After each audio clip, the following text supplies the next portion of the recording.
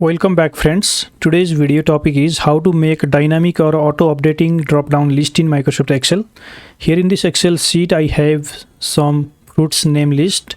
My requirement is to create a dynamic drop down so that when I add here more fruits, then that will automatically appear in the drop down. Generally, if you create a normal drop down by going to data tab, data validation, list, then select the range, click OK. The drop down is created, but if you add here a new product, then it will not appear in the drop down. If you see here, the new product is not added here. To make a dynamic drop down, first of all, select the list range.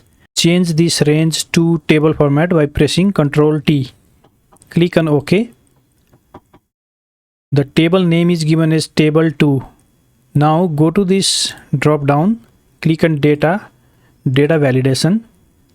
In this drop down, select list, and here in the source, press equal to, type the indirect function, open bracket, then put double quotation, put the table name, that was table 2, open square bracket, then put the column header, that is fruits name. So put here fruits name, square bracket close, double quotation, then close the bracket.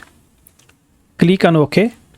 Now here the dynamic drop down list is created. If you add here a new product, for example banana, then go here in the list, the new product is automatically added. Let me add here one more product. Check in the drop down list, the new product is automatically appearing. So this is how you can create a dynamic drop down list in Microsoft Excel. Thank you very much for watching this video.